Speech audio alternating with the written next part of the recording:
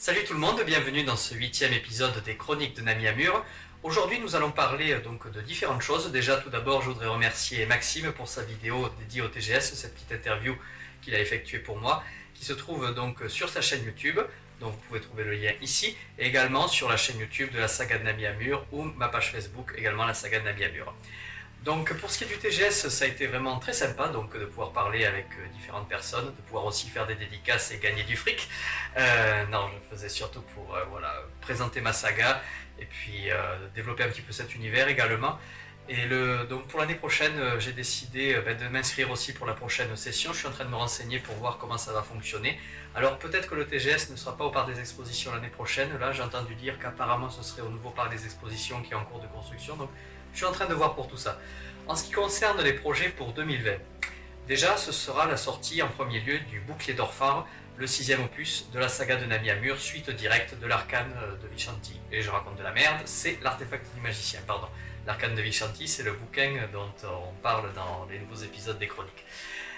Donc pour l'instant, le manuscrit est entre les mains de l'éditeur.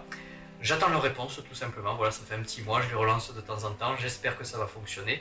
C'est un de mes livres préférés, donc c'est vraiment à partir de ce moment-là que l'histoire va commencer à amorcer une nouvelle tendance, donc il va y avoir un pivot, et va atteindre vraiment le grand climax de la saga qui sera le 9e tome, La guerre des 5 mondes. Manuscrit sur lequel je suis en train de travailler actuellement, ça fait 6 mois et je pense que ça va m'occuper pendant une bonne partie de l'année 2020. C'est un énorme récit titanesque, parce qu'il y a, comme son titre l'indique, 5 univers, et il va y avoir un conflit. Et on va suivre chaque univers, chaque récit indépendamment, mais à certains moments, ces histoires vont s'entrecroiser. Des personnages vont former des alliances, il y aura des défaites, de grandes batailles, et chaque histoire est vraiment passionnante à écrire parce que, voilà, j'essaye de décrire vraiment une guerre de façon réaliste, c'est-à-dire, non pas dans une simple région, mais vraiment en termes d'échelle spatiale, quoi. Donc, il faut vraiment créer chaque histoire indépendamment, et veiller à ce que tout soit cohérent, mais aussi créer quelque chose, comment dire, des histoires qui ne se répètent pas. C'est-à-dire que pour chaque univers qui a vraiment sa spécificité, j'essaie de créer quelque chose qui soit neuf.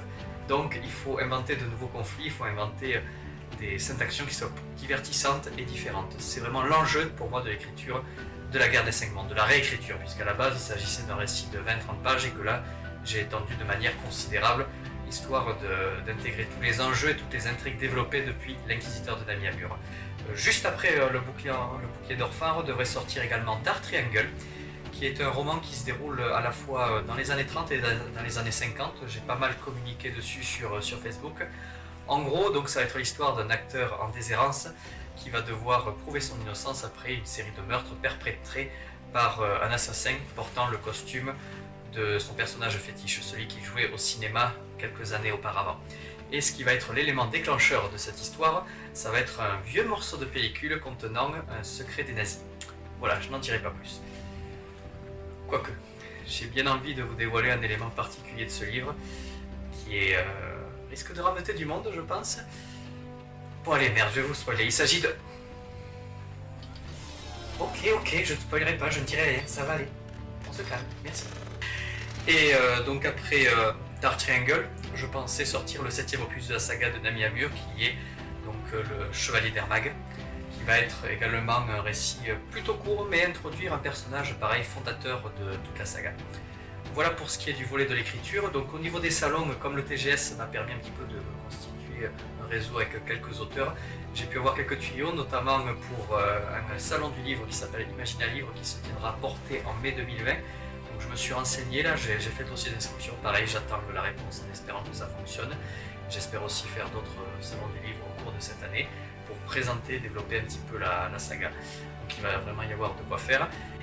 Également donc, le développement d'un 3e livre audio qui va clôturer la trilogie des Menus, après l'Ordali de Sameniu et le Sanctuaire de Ratar. Si vous voulez, la trilogie des Menus suit une certaine logique. On a le premier, l'Ordali de Sameniu, qui suit le grand-père, donc Angra-Menyu. Ensuite, on a le Sanctuaire de Ratar, où on voit Méphisto. Et le 3e, qui va suivre le fils de Méphisto. Mais on en parlera un petit peu plus tard de tout ça. Voilà un petit peu un résumé de ce qui nous attend, de ce qui vous attend pour 2020. Donc un programme assez chargé, beaucoup de projets qui j'espère se développeront bien. Et maintenant, oui, j'avais oublié, il y a aussi ceci là que je porte sur la tête. Ouf, on en parlera un petit peu plus tard. Il est temps de reprendre nos aventures. Bon, vous voulez bien m'accompagner, vous, là-bas, dans la chambre forte? J'ai pas que ça à faire, s'il vous plaît.